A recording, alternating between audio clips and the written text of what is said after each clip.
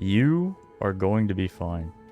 Trust me when I say that the changes aren't going to be nearly as bad as people think they're going to be, and that people are vastly overestimating the difference in leveling times that it's going to affect the average player.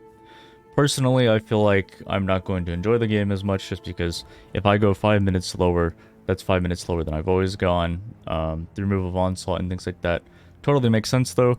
We've been kind of pigeonholed into playing builds that can proc Onslaught, and that's pretty much been the only way that we can level. So I think that the addition of things like traps, mines, minions, those sort of things are really cool to see in speedrunning, and I think that we'll see a lot more of them. I think that unless your name is on this list, I don't think that the leveling changes are going to impact you that much. And I want to apologize for being late to put out this video. I saw that Keldorn beat my world record by 13 seconds, so I went and got it back. Other than that, I just wanted to go over my thoughts on the leveling changes a little bit, things about the skill balances and stuff like that. Talking here a little bit, we have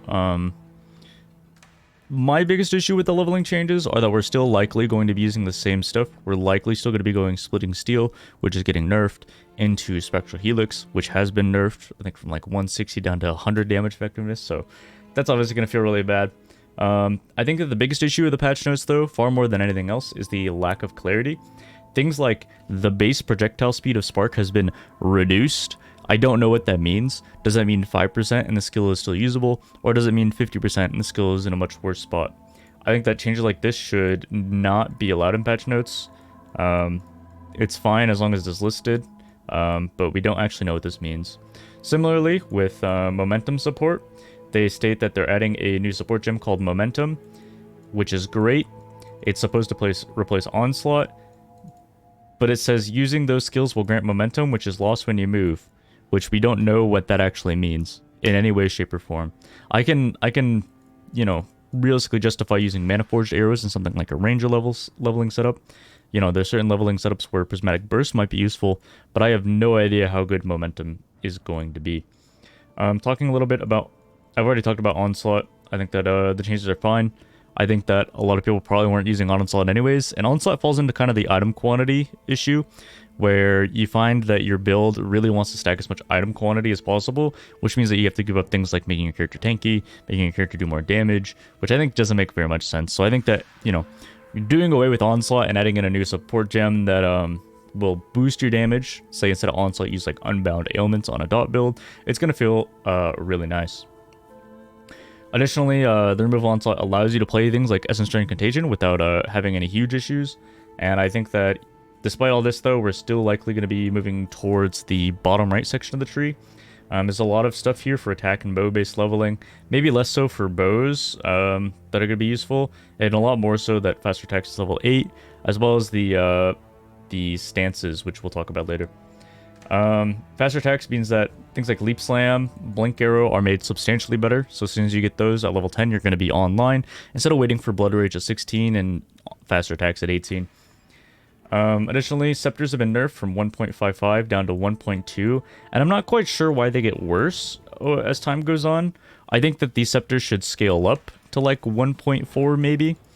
I think that if it goes from 1.2 at level 1 up to like 1.4, it makes more sense to want to upgrade scepters, but as they currently stand, I don't see a reason why I'd want to upgrade scepters when they in fact only get worse. They said that they compensated scepters by giving them more base physical damage, but I don't know a single human being on planet Earth that is playing dual wield scepter as a phys build. Wanted to talk about the wand and vendor recipe changes. I think that the new wands are going to be sick. I think they're going to be okay when it comes to damage. Likely what we're going to see is you're going to want to use like an Essence of Woe on a wand like this, and then you're going to want to craft on flat damage, which I can go over that in another video if you'd like. A short little guide on that. We're still going to use Arcane Surge. I think that Arcane Surge is still going to be fine. I think that instead of granting 10% more spell damage, it's just granting 10% increased cast speed. It means that you're still going to want to use it. I would likely link Flame Dash, Arcane Surge, Wave. The last thing I wanted to talk about was the new stance cluster. So there's a new cluster added to Duelist, around Duelist, which is you have Onslaught if you changed stance recently. This is relevant as there's a new node where if you have the attack mastery, gain adrenaline for 1 second when you change stance.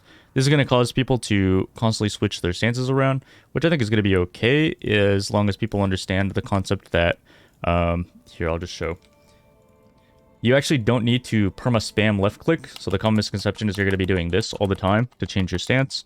As long as you left click at least once before the cycle changes, you can change stance. So see, I click once here and it changes. Click once here and it changes. And that's gonna be for the guide. I wanted to keep it under 5 minutes, but went a little bit over. If you're catching this video while it goes live, I'm likely live right now on twitch.tv/TacticKiller. Thank you, everyone. Bye.